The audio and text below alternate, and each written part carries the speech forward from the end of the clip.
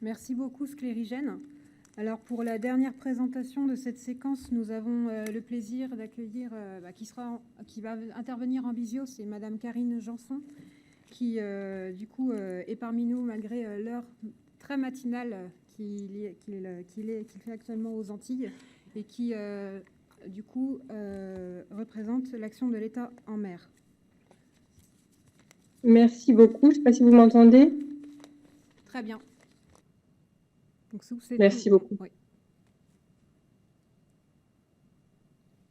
Et bien, du coup, donc juste bonjour à tous depuis les Antilles, où il est 5 heures du matin. Donc, je suis Karine Janson, je suis conseillère pour l'action de l'État en mer auprès du préfet de la Martinique, qui est délégué du gouvernement pour l'action de l'État en mer dans la zone maritime des Antilles, et conseiller également auprès du commandant de zone maritime qui assiste donc ce délégué du gouvernement pour l'action de l'État en mer. Et j'interviens ici dans cette session consacrée aux besoins des autorités publiques responsables de la lutte anti-pollution pour donner le point de vue d'une autorité chargée de la lutte contre les pollutions maritimes en mer.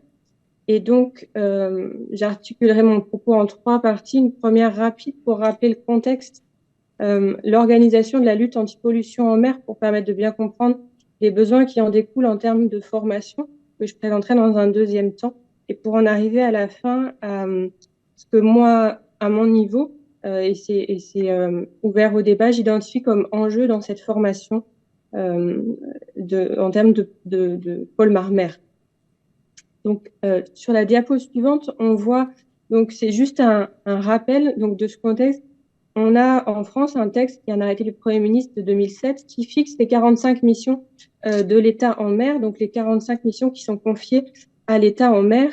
C'est un texte français, mais on a l'équivalent dans à peu près tous les États maritimes. Et cet arrêté donc permet de lister tout ce qui incombe à l'État en mer, et la lutte contre la pollution marine est inscrite dans le domaine numéro 4, protection de l'environnement. Voilà, donc c'est bien la lutte contre les pollutions en mer, une des 45 missions de l'État en mer, qui incombe donc aux représentants de l'État en mer. On peut prendre la diapo suivante où on voit que le globe découpé donc en 10 zones maritimes, ça parle à beaucoup d'entre vous. Dans chacune de ces zones maritimes, un représentant de la France en mer. En métropole, donc dans les zones de métropole, c'est un préfet maritime. Dans les zones ultramarines, c'est un délégué du gouvernement pour l'action de l'État en mer qui est soit le préfet de région, soit le haut-commissaire de la République, assisté du commandant de zone maritime. En fait, c'est bien tout ça pour dire que l'autorité qui est responsable de la lutte anti-pollution en mer, c'est un préfet maritime ou un délégué du gouvernement pour l'action de l'État en mer, où que l'on soit à l'échelle de la planète, en tout cas dans les zones maritimes françaises. Avec une subtilité, si on reprend l'arrêté de 2007 dont je parlais juste avant, cet arrêté qui définit ces 45 missions de l'État en mer, il précise pour chaque mission, il attribue chaque mission à un ministère plus spécifiquement chargé de la conduite de cette mission. Et en l'occurrence, la mission de lutte contre les pollutions en mer, elle est spécifiquement attribuée au ministère des Armées et par logique de milieu ensuite à la Marine nationale.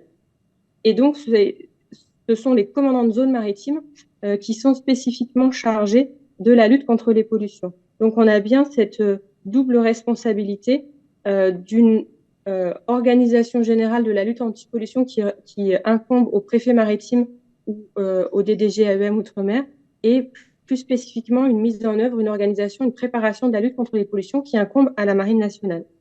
Alors en métropole, c'est assez simple puisque le préfet maritime est en même temps le commandant de zone maritime, donc il cumule ces deux fonctions. Et en Outre-mer, on a 2 personnes, un binôme avec un délégué du gouvernement pour l'action de l'État en mer qui se repose sur son commandant de zone maritime pour l'organisation de cette mission. Voilà pour juste la structure, ces rappels d'organisation de la lutte anti-pollution en mer pour comprendre que c'est à la fois donc une mission de l'action de l'État en mer, la lutte anti-pollution, et en même temps pour comprendre pourquoi il y a une place si importante qui est dédiée à la Marine nationale. On peut passer à la suivante. Et donc, la lutte contre les pollutions en mer, donc c'est la seule des 45 missions qui est spécifiquement confiée à la Marine nationale. Et comment s'organise la Marine pour répondre à cette mission? Donc, elle a mis en place à la fois des unités spécialisées et puis elle s'appuie ensuite sur tout le reste des marins. Donc, les unités spécialisées, elles sont mises en place au niveau central et au niveau local. Au niveau central, on a essentiellement le pool d'expertise, qui est le Centre d'expertise pratique de lutte anti-pollution, le CEPOL, qui est donc bien un organisme central de la Marine nationale, même s'il est basé à Brest. Ensuite, au sein de chaque zone maritime, on a du matériel, des personnels et des navires spécialisés qui sont prépositionnés. Donc, les experts, ils sont regroupés dans les cellules anti-pollution des bases navales, que ce soit en métropole ou outre-mer. On leur met à disposition du matériel spécifique, et ils ont des navires spécialisés, donc soit affrétés, c'est le cas des RIAS et des BSA. Alors, je mets les RIAS dans ces moyens aussi spécialisés pour la lutte anti-pollution, puisqu'ils font plus la mission préventive pour éviter des échouements ou autres catastrophes, et les BSA qui sont plus spécialisés vraiment en curatif pour lutter contre une pollution. Et puis, on a également ce qu'on appelle des navires semi-spécialisés qui vont être les BSAM, pour ceux qui connaissent, type Rhône. Donc là, pour le coup, des navires marine nationale. Et on a l'équivalent outre-mer avec les BSAOM, type Dumont d'Urville, par exemple, aux Antilles.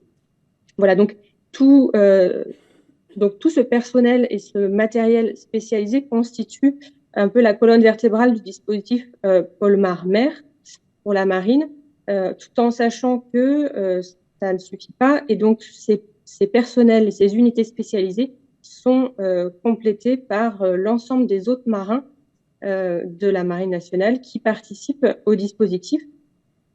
Ils participent soit en étant positionnés dans les états-majors de gestion de crise, donc dans la terminologie Orsec, les équipes de gestion d'intervention qui conduisent les opérations de lutte depuis les centres opérationnels de la Marine, et les équipes de gestion de crise, donc qui sont là pour définir la stratégie de lutte au profit de l'autorité maritime, auprès du préfet maritime ou du DDG AEM Outre-mer.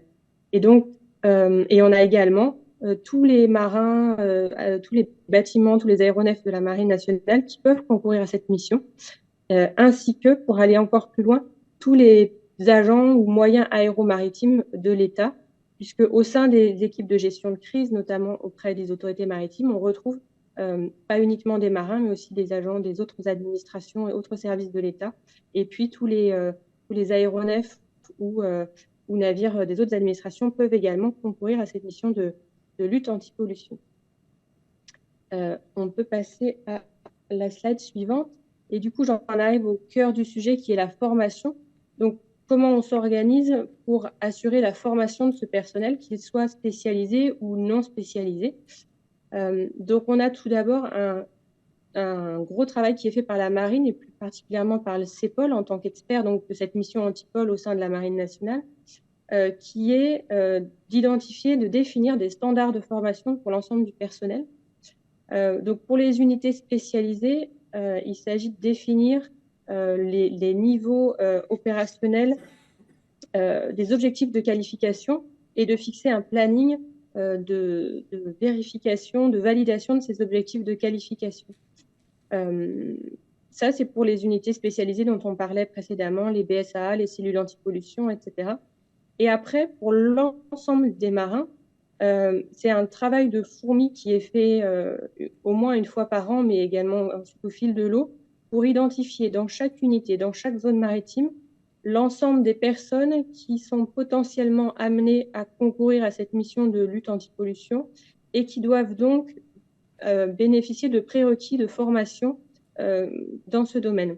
Et donc, on identifie poste par poste les qualifications qui doivent être prérequises pour chaque personne pour être affectée sur ce poste. Et on s'assure ensuite au quotidien et à chaque relève que les personnes disposent bien de la bonne formation, sont bien allées suivre le bon stage au CEDRE, etc. Et tout ça, donc, c'est fait par chaque zone maritime et chaque conseiller action de l'État en mer, comme moi, auprès de chaque autorité maritime, en lien avec le CEPOL, pour s'assurer que on n'a pas loupé personne à un poste clé.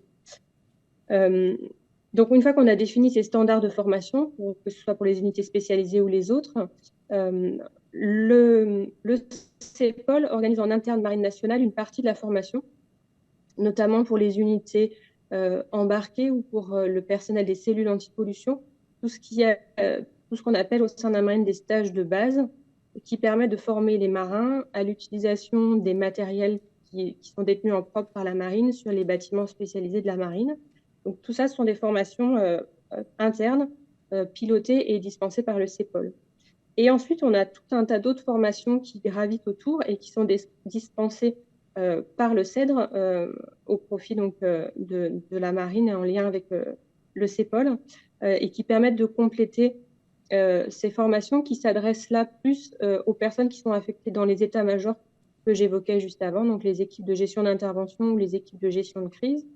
On a donc le fameux stage état-major Antipol, qui est le socle de base de toutes ces personnes qu'on aura identifiées au sein des EGI et EGC comme pouvant être amenées à participer à des gestions de crise, Polmar.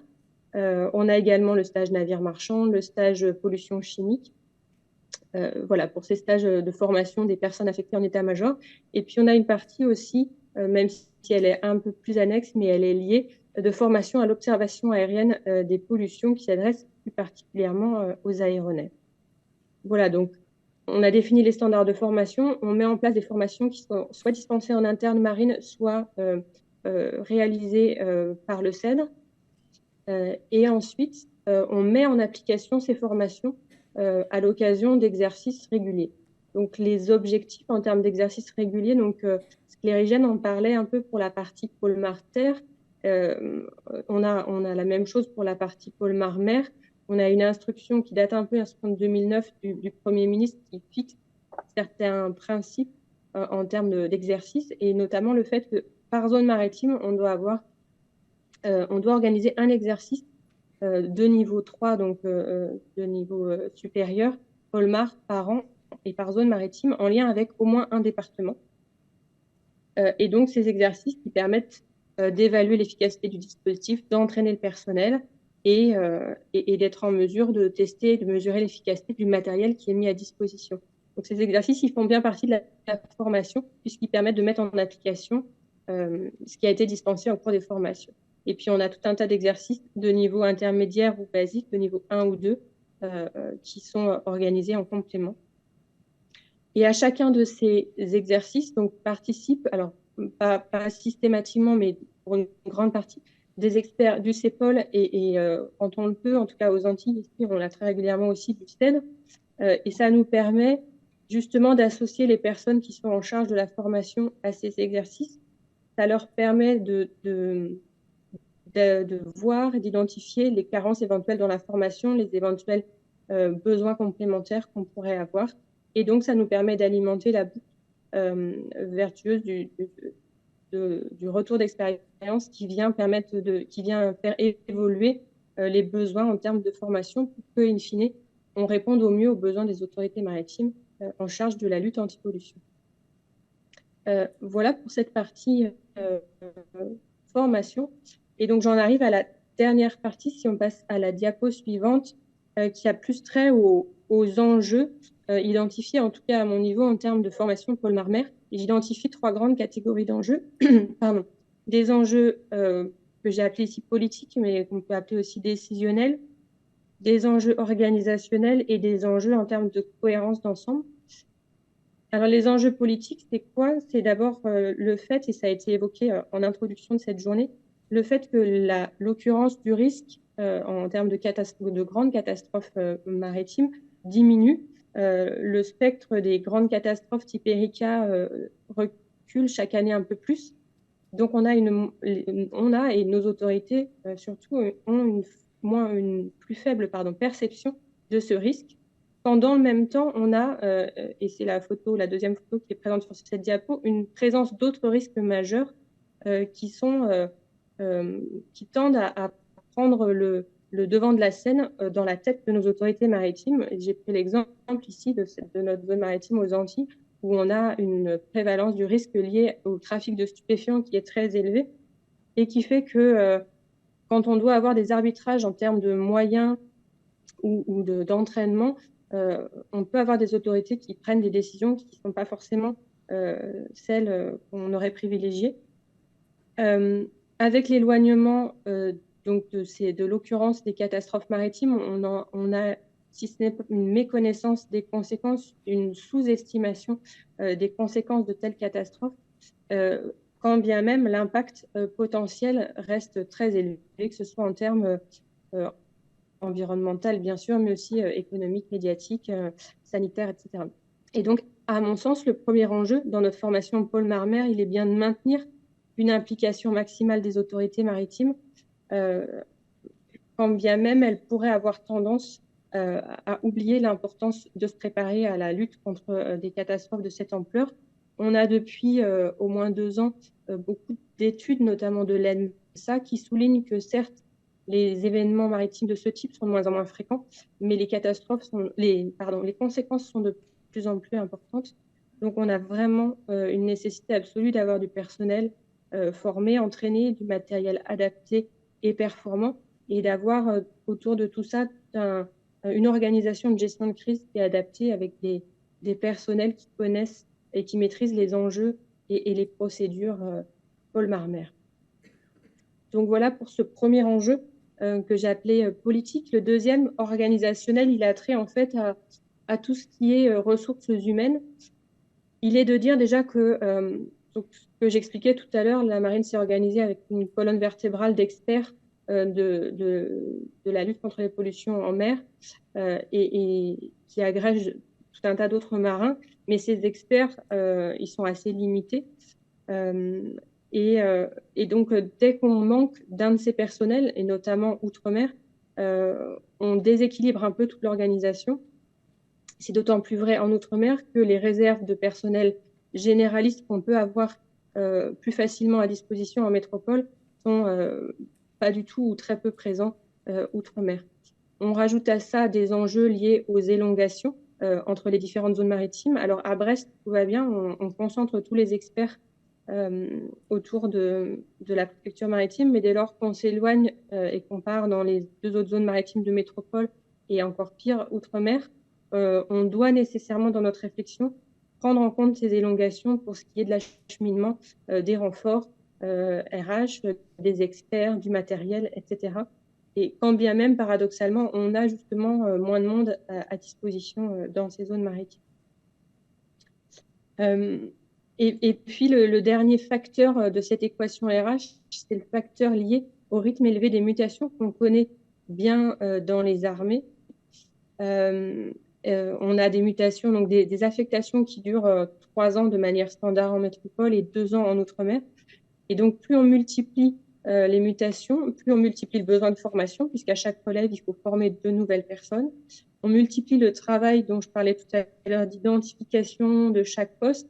Il faut revérifier à chaque relève estivale qu'on n'a pas loupé quelqu'un et que les personnes qui arrivent sont bien des personnes qui ont été formées préalablement.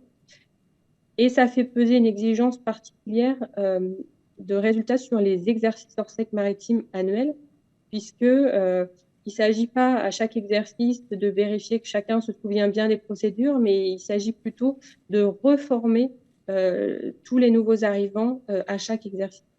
Et donc, voilà, des enjeux vraiment particuliers qui pèsent sur ces aspects RH avec l'objectif, c'est de maintenir un haut niveau de savoir-faire et de compétences qui est capital, mais qui nécessite donc qu'on ait un vrai dialogue fourni entre les zones maritimes, le CEDRE, le CEPOL, pour s'assurer vraiment de la pleine disponibilité de tout le monde.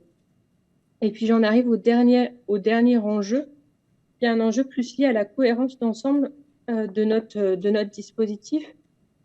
D'abord pour dire que tout le monde le sait, tout ce qui commence en mer termine à terre, et donc la lutte contre une pollution en mer peut pas être abordée sans réfléchir aussi à l'aspect lutte contre les pollutions à terre. C'est un aspect qui est plutôt bien pris en compte dans la planification. on a des planifications, on a des dispositifs hors secteur, des dispositifs hors sec Polmar-Terre et des dispositifs hors sec Polmar-Mer. On a de plus en plus, ce n'est pas le cas encore dans toutes les zones maritimes, mais on y travaille des arrêtés d'interface mer-terre qui permettent de régler l'interface entre ces dispositifs terrestres et maritimes. Donc en planification, on a bien réfléchi à ça. Et malgré tout, en termes de formation, on a l'impression qu'on continue à dérouler les choses de manière un peu parallèle. Les acteurs du Polmar-Terre se forment de leur côté, les acteurs du Polmar-Mer se forment de leur côté, sans forcément qu'on ait défini de socle commun de formation ou d'échange sur ces problématiques. Et on se retrouve finalement uniquement au moment de l'exercice qui revient tous les 3 ans pour chaque département. Et à ce moment-là, cet exercice mer-terre où on se parle entre structures de gestion de crise. Voilà, donc pour moi, un enjeu à ce niveau-là qui est d'assurer la cohérence de ces formations et de ces organisations. À quand le stage au CEDRE où on aurait non pas état-major Polmar-Mer, mais Polmar-Mer et terre avec un grand exercice à la fin qui permettrait de mettre en place une EGI Polmar, une EGC, mais aussi un centre opérationnel départemental pour voir comment tout le monde arrive à bien se parler et à coordonner la gestion de crise. Ça, pour moi, c'est ce premier enjeu. Le deuxième enjeu, il reste en mer, mais c'est coordonner l'aspect opération de lutte et avec toutes les autres opérations, entre guillemets, périphériques, mais qui sont aussi liées, et notamment la partie répression des pollutions volontaires. On a pour la partie lutte contre les opérations récupération de polluants en mer, donc une structure organisée autour de la Marine nationale pour mettre en place tous ces dispositifs.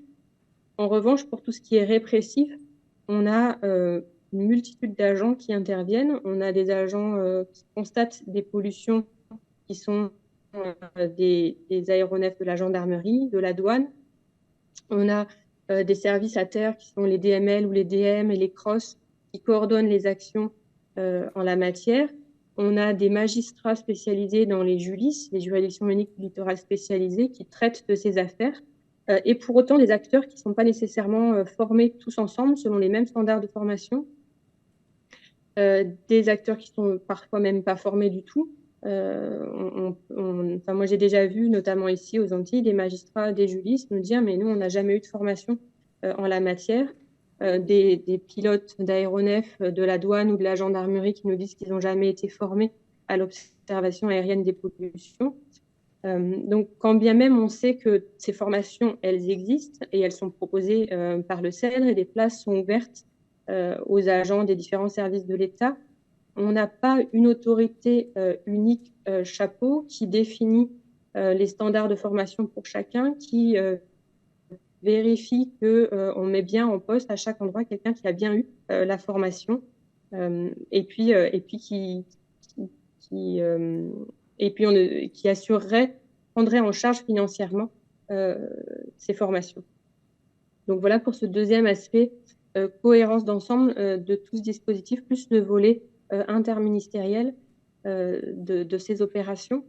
Et puis le dernier aspect, c'est l'aspect un peu plus spécifique et technique dans la gestion de crise. Donc on traite dans nos formations des opérations de lutte en elles-mêmes, de la gestion de crise, de la définition d'une stratégie. On traite moins de 2 points qui sont très techniques, qui sont la gestion financière au sens Profipol, par exemple, et autres instruments, ou la gestion contentieuse de la crise, comment monter un dossier contentieux, les liens avec l'armateur, avec ses assureurs, etc. Et ces aspects-là qui sont très techniques, on se rend compte qu'aujourd'hui, ils sont maîtrisés par très peu de monde. On a quelques personnes au sein de la direction des affaires juridiques du MINARM qui ont pris le relais de l'agent judiciaire de l'État. On a un expert au sein de la préfecture maritime de l'Atlantique. Et puis, une fois sorti de ce petit cercle, on a plus grand monde. Et pour moi, là, il y a un vrai enjeu en termes de formation, puisqu'on a... on aurait bien besoin d'avoir au moins au sein de chaque zone maritime 1 ou 2 acteurs clés formés et qui pourraient au moins, dans un premier temps, dispenser les conseils adaptés à l'autorité maritime. En tous les cas, ne pas manquer certaines étapes cruciales en début de gestion de crise pour s'assurer qu'on ne parte pas dans des mauvaises directions. Voilà donc un troisième enjeu un peu multiforme, mais qui vise à prendre en compte la crise dans son ensemble, dans toutes ses facettes, que ce soit l'aspect maritime et l'aspect terrestre, mais aussi dans le domaine maritime, tous les volets de la lutte contre la pollution en mer. Et j'en arrive à la fin de mon exposé et est disponible pour les questions avec les autres intervenants.